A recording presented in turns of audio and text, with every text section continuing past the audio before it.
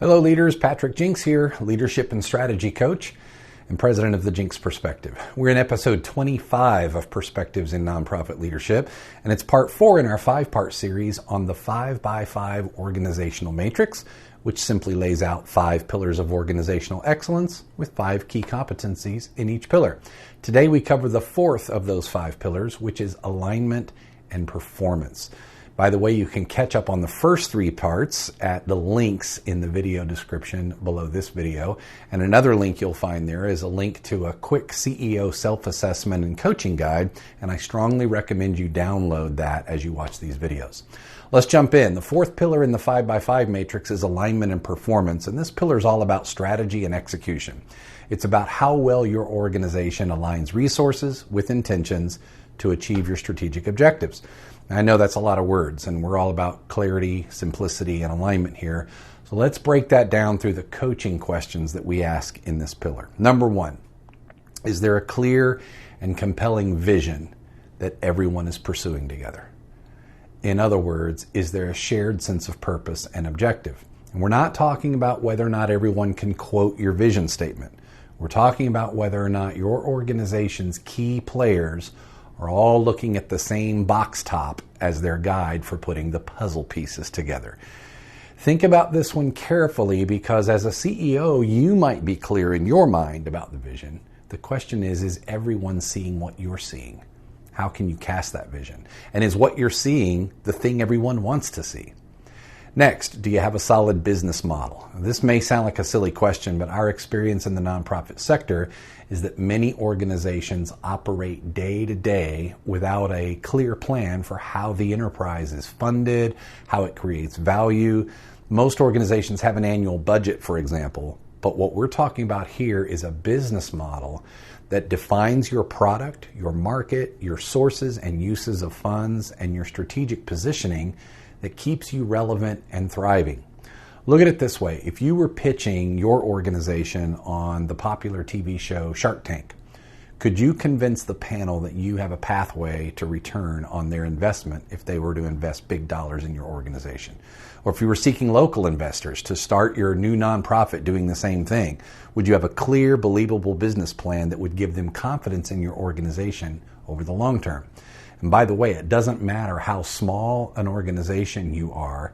If your business model is not clear, feasible, and bold, you won't reach your full impact potential. The 3rd pillar is your strategic plan, and this is a little different from your business model. This is the plan for where your organization will place its strategic bets to grow, compete, and thrive over the next 3 to 5 years. You'd be amazed, or maybe not, at the number of nonprofit leaders that I talk to who say their organization has never had a strategic plan. And I wonder how many of those organizations' board members have strategic plans for their businesses. Your strategic plan articulates the primary methods and approaches that your organization will take to achieve short, mid, and long-term objectives. And without one, you'll move more slowly, with less traction, less support, and less potential for major impact. Not to mention, you'll run the serious risk of being out of business in just a short period.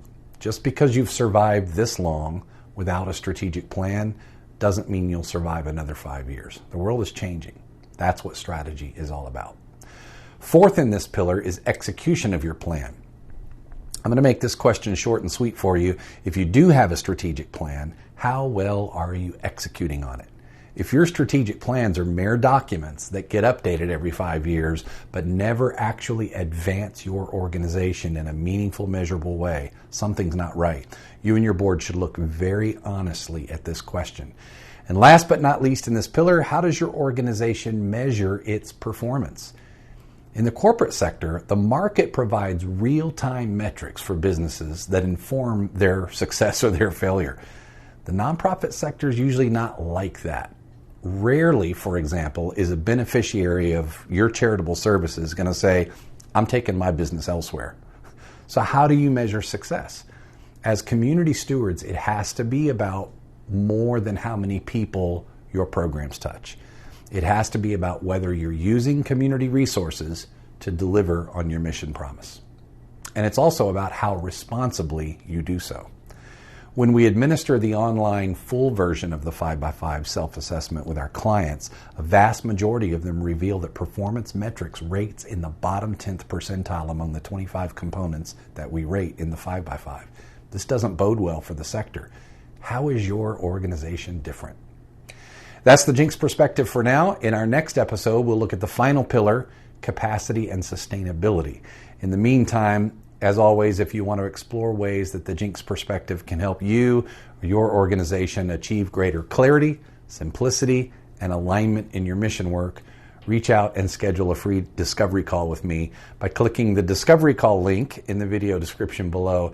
And if you haven't already, make sure you subscribe to this YouTube channel below and make sure you click the bell icon to notify you when we drop new episodes, and share it with others. See you here next time.